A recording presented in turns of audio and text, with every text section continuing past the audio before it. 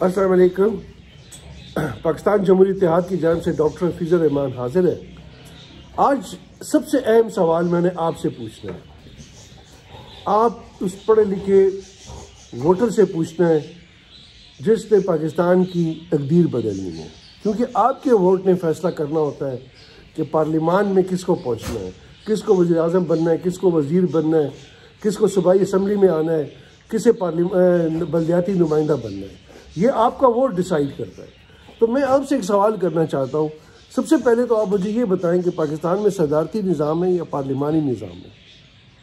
اگر پاکستان میں پارلیمانی نظام ہے تو پھر دوسرا سوال یہ پیدا ہوتا ہے کہ پاکستان میں پارلیمانی نمائندے کی کیا اہمیت ہے؟ مطلب آپ جس نمائندے کو ووٹ دے رہے ہیں، آپ کہتے ہیں نہیں جی ہمیں نمائندوں کا نہیں پتہ، ہم نمائندوں کو جاننا ہی نہیں چاہتے. ہم نے تو عمران خان کو وزیر اعظم بنانا ہے، ہم نے نواز شریف کو وزیر اعظم بنانا ہے، ہم نے بلاول بھٹو کو وزیر اعظم بنانا ہے. تو کیا آپ کے علاقے کا تھانے میں جو ایس ایچ او ہے وہ عمران نے بننا ہے؟ کیا آپ کی ڈسپنسری میں اسپتال میں جو ڈاکٹر نے آپ کا علاج کرنا ہے وہ عمران کرے گا؟ کیا آپ کے بچوں کے اسکول کے ٹیچر میں جو ٹیچنگ جس نے استاد نے پڑھانا ہے وہ عمران نے پڑھانا ہے؟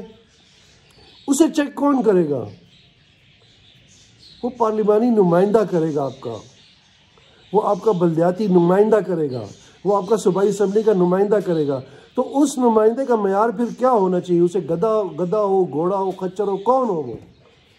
میں چیلنج کر کے کہتا ہوں ان تمام پارٹیوں نے اپنے جو نمائندے جن کو آپ نے ووٹ دیے ہیں، ان نمائندوں کا آپ معیار نکال کے دیکھ لیں.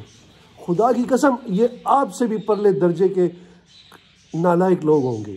وہ ایک چینل نے ایک دفعہ ایک سروے کیا، صوبائی اسمبلی کے سامنے وہ کھڑا ہو گیا، اور جب ممبر نکلنے لگے قومی اسمبلی کے سامنے، قومی اسمبلی کی بات کر رہا ہوں، میرے خیال ہے جیو نے کیا تھا، کسی چینل نے کیا تھا، میں نے خود وہ پروگرام دیکھا تھا. جب نکل لگا تو ان سے ایک سوال اس نے کیا کہ 23 مارچ 1940 کو کیا ہوا تھا؟ یا 95% کو پتہ ہی نہیں تھا کہ کیا ہوا تھا. یہ وہ نمائندے ہیں ہمارے، ان کو آپ پارلیمان میں بھجواتے ہیں. یعنی آپ مجھے بتائیں نا، کیا آپ ایک ایسے ڈاکٹر سے علاج کرائیں گے جو ڈاکٹر ہی نہ ہو سرے سے؟ کیا آپ ایک ایسے استاد کے پاس اپنے بچے بھجوائیں گے پڑھانے کے لیے جو استاد ہی نہ ہو؟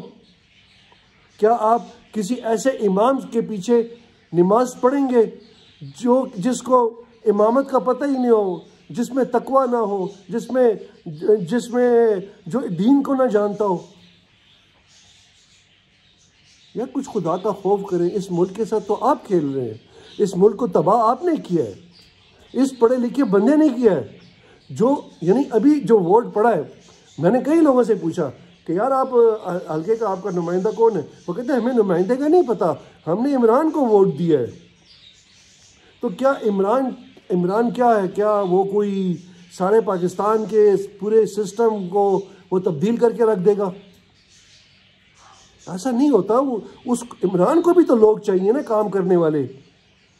عمران کے نمائندے بھی تو اس قابل ہوں نا. پھر وہ یہ کہتے ہیں جب آپ ان پارٹیوں کے لیڈروں سے بات کریں تو جی آپ اچھے لوگوں کو ٹکٹ کیوں نہیں دیتے؟ اچھا، اس میں ایک اور اہم بات ہے. جب ووٹ عمران کو پڑنا ہے اور وہ یہ کہتے ہیں کہ چاہے کھمبا بھی کھڑا ہو جائے نا تو اس کو ووٹ ملے گا، تو پھر قابل لوگوں کو ٹکٹ دینے میں عمران کو کیا مسئلہ ہے؟ یا نواز شریف کو کیا مسئلہ ہے؟ یا بلاول کو کیا مسئلہ ہے؟ اگر وہ سندھ میں اس کی پارٹی مقبول ہے اور وہ اتنی تعداد میں اتنی میجورٹی میں آ رہی ہے کہ وہ کھمبے کو کھڑا کر دے، پتھر کو کھڑا کر دے، تو پھر پڑھے لکھے قابل لوگوں کو کیوں نہیں کھڑا کرتا؟ پھر وہ مڈل کلاس کے لوگوں کو کیوں نہیں ٹکٹ دیتا؟ متوسط طبقے کو ٹکٹ کیوں نہیں دیتا؟ یار لیڈر کے سر پہ ووٹ پڑ رہا ہے نا. تو آئیں پاکستان تحریک انصاف آئے اور بتائے کہ یہ اس کی پارٹیوں میں کتنے لوگوں کی کیا کوالیفیکیشن ہے ان کی. میں اس پشاور کی بات کر لیتا ہوں. چلیں، پشاور نیشنل اسمبلی میں جو لوگ جیتے ہیں الیکشن، ان کی کیا کوالیفیکیشن ہے؟ ان کا کیا پارلیمانی ایکسپیرینس ہے؟ ان کی کیا نالج ہے؟ یہ فائل تک نہیں پڑھ سکتے، ان کو فائل پڑھنی نہیں آتی. ہمارا ایک یہاں پہ ایک صاحب ہیں، وہ پہلے بھی میں نام نہیں لینا چاہتا ان کا، وہ پشاور کے ہیں، سیاسی گھرانے سے. وہ کئی مرتبہ الیکشن لڑ چکے ہیں قومی اسمبلی کا، کئی مرتبہ وہ وزیر بھی بنے ہیں اور قومی اسمبلی کے ممبر بھی بنے. ان کی سیاست کا کیا انداز ہے؟ وہ میتوں پہ چلے جاتے ہیں، اچھا جی دعا کریں، شادیوں پہ چلے جاتے ہیں، مبارک ہو. یہ سیاست ہے اس کی ساری، اور اس پہ وہ ووٹ لے لیتا ہے. یار اللہ کے بندے اس ملک کے ساتھ ظلم نہ کرو، خدا کے لیے اس ملک کے ساتھ ظلم مت کرو. تم لوگ 75 سال سے تم لوگوں نے ملک تباہ کر دیا ہے. جب تمہاری نالج نہیں ہے، تم اس قابل نہیں ہو، تو اللہ کو کیا جواب دو گے؟ میں ان نمائندوں سے پوچھتا ہوں، جب آپ کی قابلیت ہی نہیں ہے تو آپ اس ملک کو کیا جواب دیں گے؟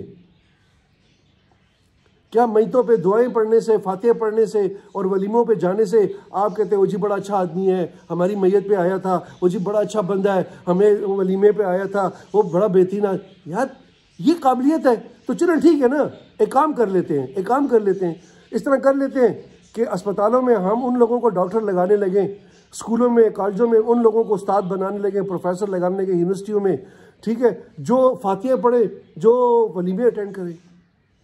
یہ معیار مقرر کر لیتے ہیں.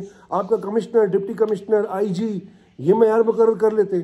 یعنی مجھے بات یہ سمجھ میں نہیں آتی، میں اس بات کو سمجھ نہیں پا رہا، مجھے یہ بات ہضم نہیں ہو رہی کہ پارلیمانی نمائندے کی قابلیت کیوں نہیں ہونی چاہیے.